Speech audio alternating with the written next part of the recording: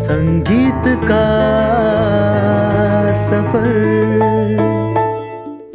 Hello दोस्तों, मैं अमित संगीत सफर में आपका स्वागत करता हूं। म्यूजिक थ्योरी पर ये मेरी पार्ट 3 वीडियो है और इससे पहले मैंने 2 वीडियोस और बनाई हैं, पार्ट 1 पार्ट 2 करके। इन वीडियोस में मैंने संगीत के ऊपर जितनी जानकारी मेरे पास है उनको आपको बताने की कोशिश की है। संगीत के प्रकार बताए हैं, संगीत कहते किसे हैं ये सब बताया है, और भी बहुत सी बातें। और दूसरी वीडियो में मैंने बताया है स्वर किसे कहते हैं, स्वर की विशेषता, और इन सब विषयों पर मैंने चर्चा की है। पार्ट 3 में मैं संगीत और सप्तक के बारे में बताऊंगा।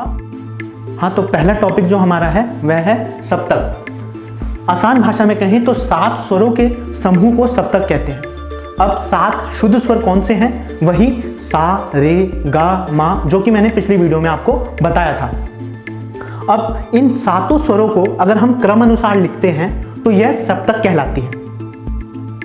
हर अगला स्वर पिछले स्वर से थोड़ी सी ऊंचाई पे होता है, मतलब उनकी पिच हाई होती है पिछले वाले स्वर से। जैसे रे जो है वो सा से ऊंचा होगा, जो गा है वो रे से ऊंचा होगा। ऐसे करते करते जैसे जैसे हम स्वर आगे बढ़ते जाते हैं वैसे वैसे उनकी आंदोलन संख्या भी बढ़ती जाती है। सप्तक के 3 प्रकार बताए गए हैं: मंद्र सप्तक, मध्य सप्तक और तार सप्तक। अब जो मंद्र सप्तक है उनका जो नाद होगा, जो उनकी आंदोलन संख्या होगी, वो मध्य सप्तक से नीचे होगी, कम होगी। जो तार सप्तक है उसकी आंदोलन संख्या मध्य सप्तक से ऊपर होगी।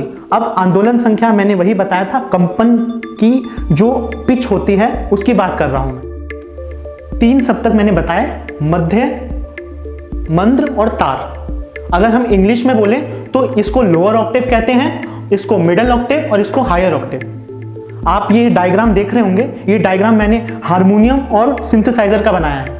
आपने जरूर देखा होगा, नहीं तो आप यहां पर देख रहे होंगे। ऊपर हारमोनियम का पिक्चर है और नीचे सिंथेसाइजर की पिक्चर है। इन दोनों पिक्चर को आपने देखा होगा। सेम स्ट्रक्चर मैंने यहाँ पर बनाया हुआ है और ये 12 नोट्स में डिवाइडेड है। जैसे यहाँ पर ये नोट्स देख रहे होंगे आप, ये 2 उठे हुए नोट्स हैं, ये ब्लैक हैं, ये नीचे वाले सारे वाइट्स हैं। ये टोटल 1 2 3 4 5 6 7 8 9 10 11 12, ये पूरे 12 का एक बॉक्स बना है। 12 के सारे बॉक्स बने हुए हैं। पहले बॉक्स को हम मंद्र सप्तक कहते हैं, दूसरे को जो डिवाइड किया उसको हम मध्य सप्तक मतलब मिडल ऑक्टेव, और तीसरे को तार सप्तक मतलब हायर ऑक्टेव। अब आप कहेंगे कि सिंथेसाइजर में तो और जगहें होती हैं, तो वहां पर नीचे वाले को हम अति मंद्र सप्तक, अति लोअर ऑक्टेव हो गया, और ये तार वाले को हम अति तार सप्तक कह देते हैं।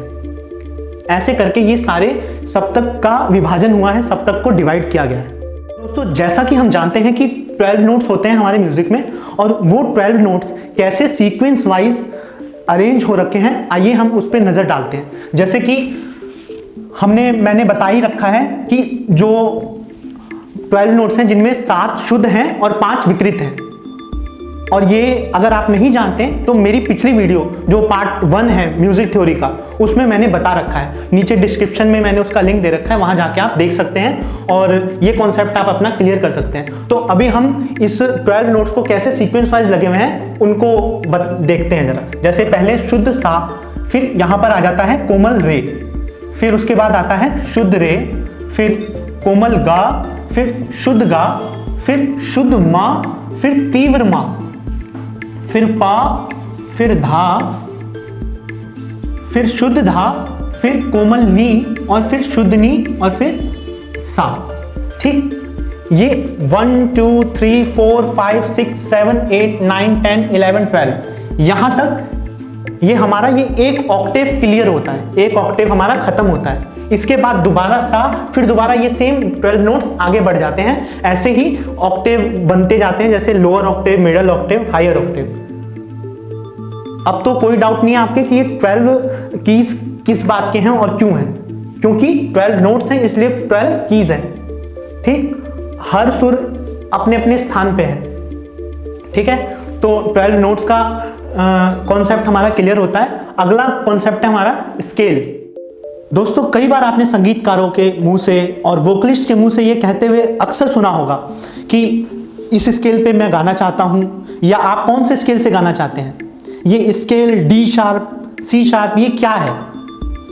आइए हम ये स्केल का फंडा भी सुलझाते हैं, समझते हैं कि क्या है स्केल और क्यों है ज़रूरी। दोस्तों, कोई भी सॉन्ग अगर हम स्टार्ट करते हैं तो वो किसी ना किसी एक पर्टिकुलर नोट जो होता है, उसका बेस नोट जो होता है वहाँ से शुरू होता है। अगर ये एक ऑक्टेव है, इसमें ही 12 स्वर अगर हम फिट कर दें तो ये सा बन जाएगा, ये कोमल रे, ये शुद्ध रे। तो ज़रूरी नहीं है कि जो सा है हमेशा वही सा रहेगा। ये जहाँ पर हमने रे, कोमल रे लगाया, वो भी सा बन सकता है, कोई भी नोट सा बन सकता है, कोई भी नोट रे बन सकता है।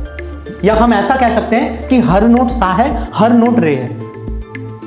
ठीक है दोस्तों, डिपेंड करता है कि आप गाना कहाँ से उठाते हैं, कौन से नोट से उठाते हैं, कौन से की से उठाते हैं। अगर आपने गाना यहाँ से उठाया है तो ये नोट आपका सा बन जाएगा। फिर उसके बाद ऐसे सीक्वेंस वाइज सा, शुद्ध रे, फिर ऐसे सीक्वेंस वाइज बढ़ेगा।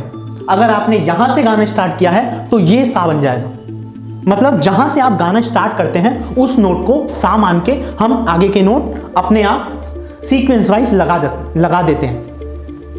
ठीक है दोस्तों, तो ये क्लियर हो गया। ऐसे ही हर स्केल को हम एक नाम देते हैं। ये भी एक स्केल है, ये भी एक स्केल है, ये भी एक स्केल है। अगर हम क्लासिकल सिंगिंग, हिंदुस्तानी सिंगिंग की बात करें तो वहां पर हम इन नोट्स को कहते हैं, इन कीज को कहते हैं, पहला सफेद, दूसरा सफेद, तीसरा सफेद, चौथा, पांचवा, छठा, सातवां सफेद, इन नामों से पुकारते हैं। इन ब्लैक कीज को पहला काला, दूसरा काला, तीसरा, चौथा, पांचवा, ऐसे इनका कालों का नाम डालते हैं और यहाँ पर व्हाइट नोट को सफेद कीज बताते हैं कि पहले मैं सातवें सफेद से गाना चाहता हूँ या मैं दूसरे काले से गाना चाहता हूँ। क्लियर? इतनी बात आपको समझ में आ रही है? आगे यही वेस्टर्न में इन सब नोट्स के नाम हैं। जैसे ये पहला जो हमारा, जहाँ से हमारा ये मंत्र सप्तक, लोअर ऑक्टेव स्टार्ट होता है, इसको हम सी मानते हैं। जो ये जितने भी ब्लैक कीज हैं इनको हम शार्प कहते हैं। मतलब जैसे ये सी है तो इसके ऊपर वाला हो जाएगा सी शार्प। जैसे ये डी है तो इसके ऊपर वाला हो जाएगा, अगर ये डी है तो ये डी शार्प। ठीक, फिर ये ई का कोई शार्प नहीं होगा क्योंकि यहां पर कोई ब्लैक की भी नहीं है, और इसकी और भी अलग कोई डेफिनेशन है तो वो मैं आपको इन फ्यूचर आगे वाली वीडियोस में बताऊंगा। ई के बाद आ जाते हैं हम एफ, इसको कहेंगे हम एफ शार्प। फिर ये जी, ये हो जाएगा जी शार्प। फिर ये जी के बाद ए, फिर ये हो जाएगा ए शार्प, और फिर ये बी, और ये ऑक्टेव हमारा खत्म हो गया। फिर दोबारा हमारा सीक्वेंस से फिर से सी शार्प।